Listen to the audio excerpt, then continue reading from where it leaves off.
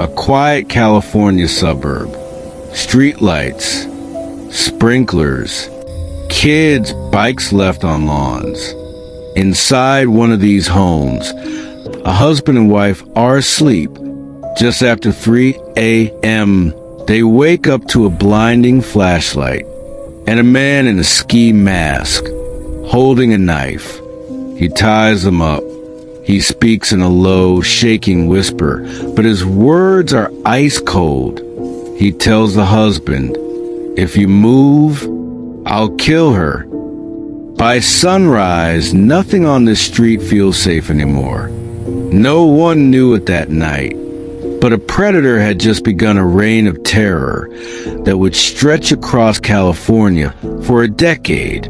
And it would take more than 40 years and a single DNA match to finally catch him. This is how the Golden State Killer was unmasked. To understand how he hid for so long, we have to start with the man behind the mask. Joseph James DeAngelo was born in 1945. He served in the Navy during the Vietnam era, then came home and put on a different uniform. He became a police officer, the same kind of man people call when they're afraid. But even then, there were cracks. Fellow officers remembered him as controlling, angry. He was eventually fired for shoplifting, stealing a hammer and dog repellent. After that, his official story goes quiet. But in the neighborhoods of Sacramento, something else starts to happen. A shadow in backyards, strange phone calls, footsteps outside bedroom windows. Then the break-ins begin. Between 1976 and 1979, women wake up to a man in a ski mask, blinding them with a flashlight. He ties them up with shoelaces, rips up towels for blindfolds, whispers threats in her ears. He seems to know their routines, their husbands' schedules, their children's names. Newspapers call him the East Area Rapist. People buy dogs. Men sleep with guns. Yet somehow, he always slips away into the dark. When the attacks suddenly stop in Sacramento, a new nightmare begins hundreds of miles away. In Southern California, couples are found murdered in their homes. Same bindings, same control, same chilling rage. Different cities, different detectives. No one connects the dots. For survivors, time doesn't move the same way. One woman keeps a chair wedged under her doorknob for decades. Another can't sleep unless every window is checked 3 times. Families of murder victims celebrate birthdays and holidays with an empty chair at the table. And a question that never goes away: why hasn't anyone been caught? Behind the scenes, there are failures. Police departments guarding their own cases, unwilling to share information, a culture that can't imagine a cop as a suspect. At one point, a man is even arrested and wrongly suspected. He confesses, but DNA later clears him. Meanwhile, the real killer is living an ordinary life, getting married, having children, shopping in the same grocery stores as his victims' families. To them, he's just another middle-aged man in line.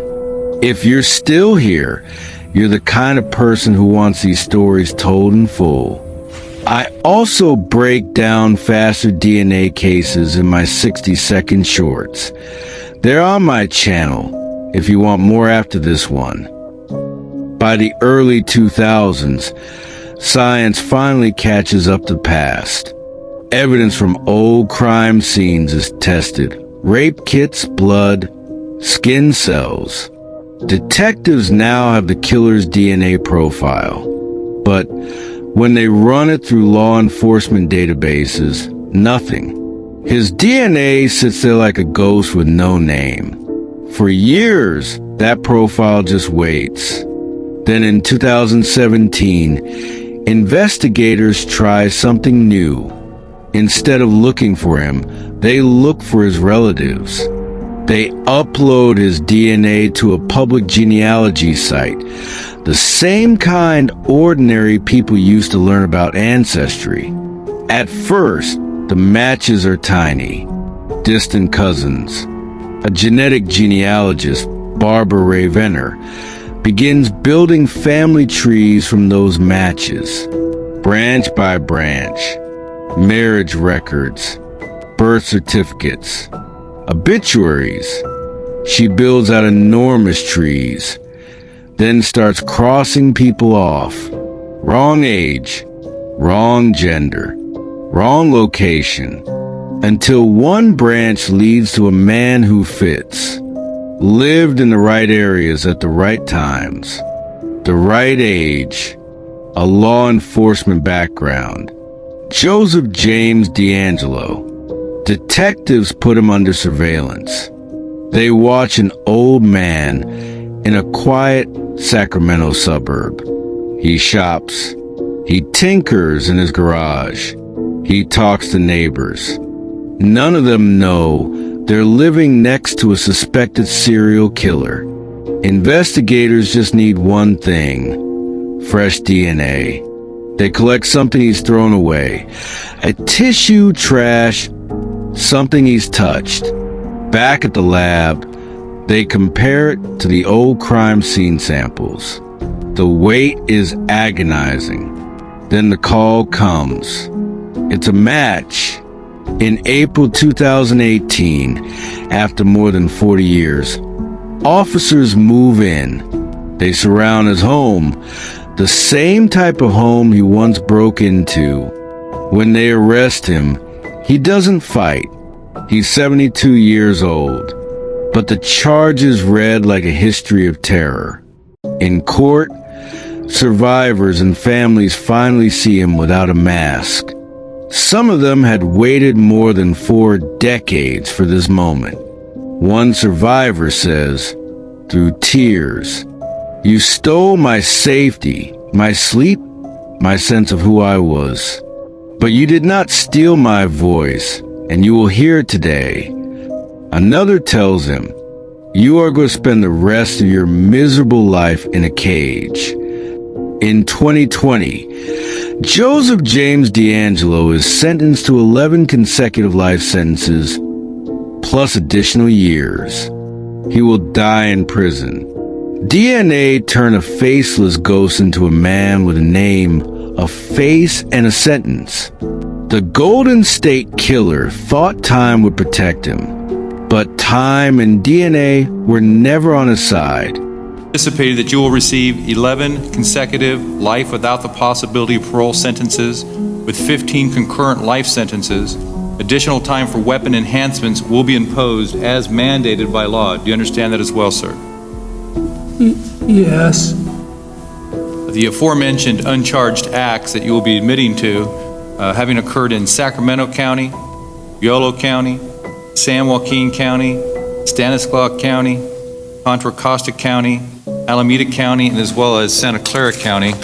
As a result of these admissions to these uncharged acts, the above listed counties have agreed to abstain from charging you with any offenses stemming from or related to those specific events for which you'll be admitting responsibility. All victims and victims' family members of the charged as well as the uncharged acts will be able to give a victim impact statement at judgment and sentencing without limitation as to time and without limitation as to content. At the time of judgment and sentence, you'll receive 11 consecutive life without the possibility of parole sentences with 15 concurrent life sentences. Additional time, as stated, for the weapon enhancements will be imposed as mandated by law. You will not be considered for any other sentence. Do you understand, sir? Yes. In addition, you agree to withdraw all pending motion as to today's date, June 29th, 2020, As a condition of this plea, you will agree to waive any and all appellate rights. Do you understand the terms of this plea, Mr. DeAngelo? Yes, Your Honor. On this channel, I tell the stories of cold cases like this, where the truth refuses to stay buried. If you want more cases where one tiny piece of DNA changes everything, the DNA Solved Cold Cases Shorts playlist is waiting for you. And if you made it this far, consider subscribing so you don't miss the moment the next cold case finally breaks.